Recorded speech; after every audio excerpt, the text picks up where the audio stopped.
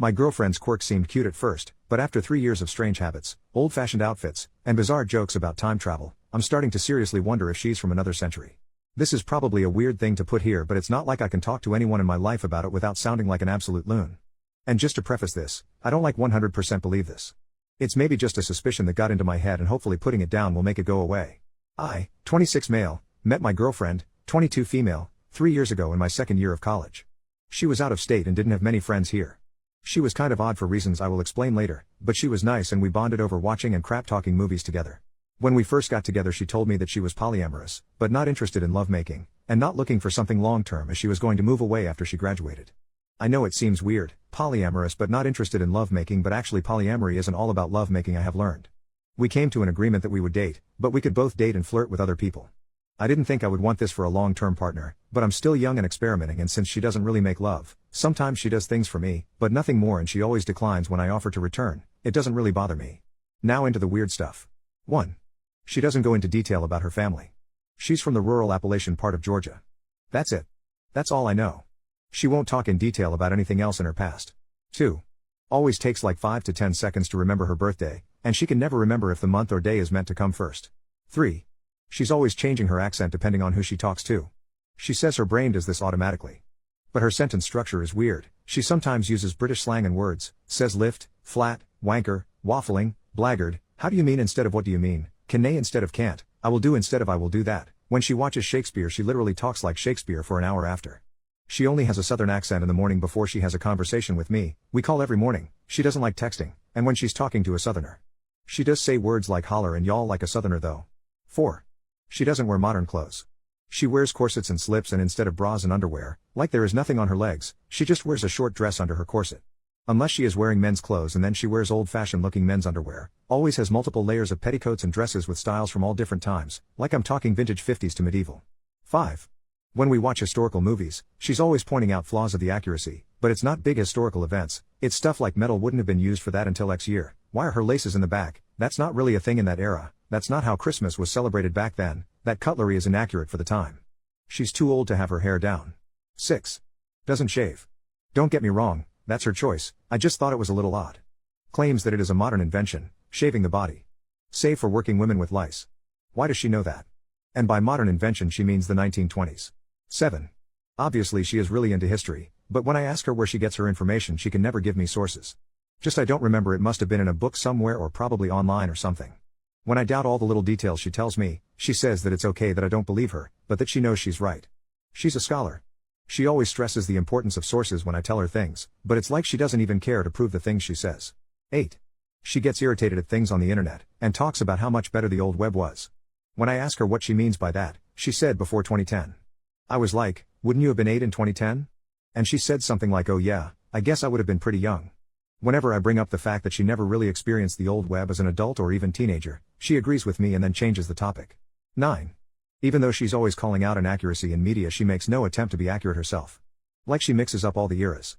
I called one of her outfits medieval and she listed every item she wore in what century, decade, even down to the exact year sometimes, to prove to me that it was not really medieval. I'm making her sound annoying, but really she doesn't talk about her clothes unless you specifically ask. 10.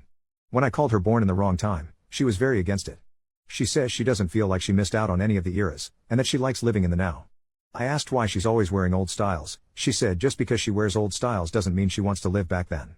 She said that's why she doesn't do reenactment, because she has no desire to relive the past. 11. I can't remember what it was in reference to, but she said jokingly, I've lived through the year 2012 too many times. She said it as a joke, but I didn't really understand. So I asked her and she said she was joking. I said I knew she was, I just didn't understand what the joke was. She just brushed it off and never explained. 12. Has a bunch of vintage USSR and American space pins. She says she's not a fan of the USSR or USA, but she was a bit of a space race fanatic back in the day. Again, she said this as a joke. 13. Struggles to use TV. Something about the remotes and buttons confuse her.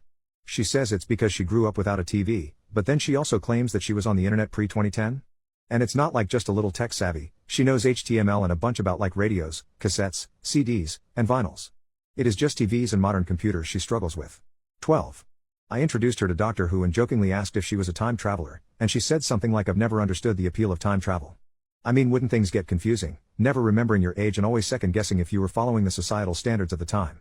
Maybe I just don't have a big enough imagination, but that's a lot of thought put into time travel for someone who doesn't desire to time travel. 13. She was making a comment on trans issues, said something like back in the day you could cross-dress and everyone just assumed you were that gender. It didn't take a lot to pass. I asked back in what day? And she was like pre-1850s. I asked her where she heard this because it sounded silly to me, like I'm not transphobic or anything but I can tell what gender someone is by their facial features.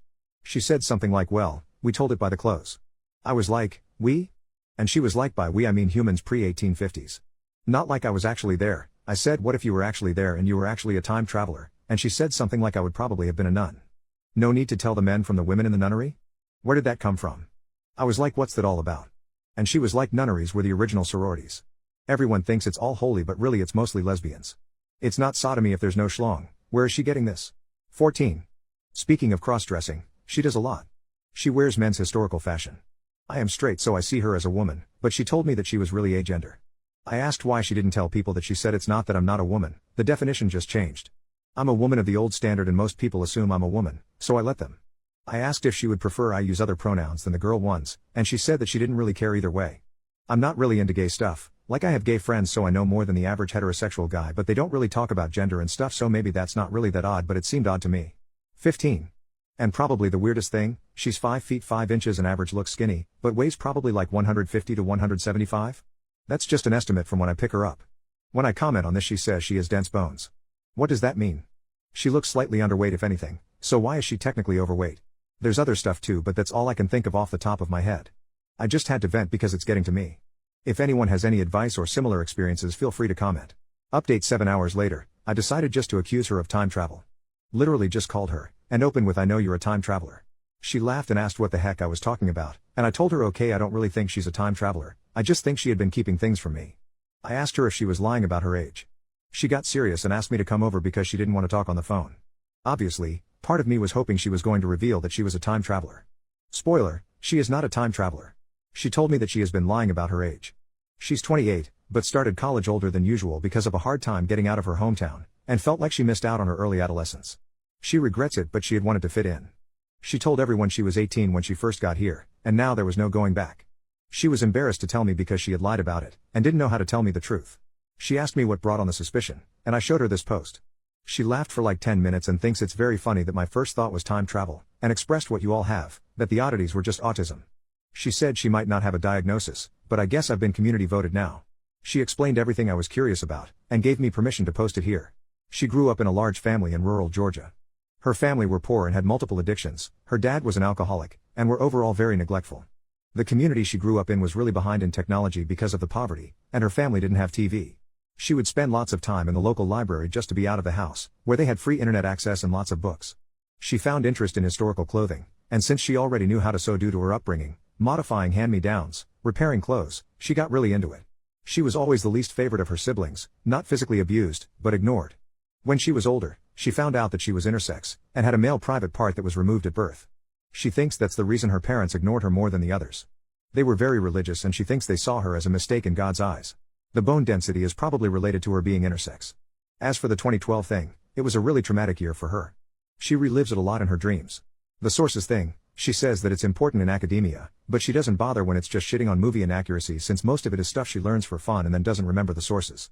The accent thing, she was basically raised by online media, she was quiet growing up and avoided talking to people, so she ended up hearing and absorbing different bits of slang from all over. So, not a time traveler. But she pointed out that if she was a time traveler, she could have told me all this to cover for it. I said if she was, it was a pretty genius cover story. Thanks for enduring my silly theories everyone. I needed this.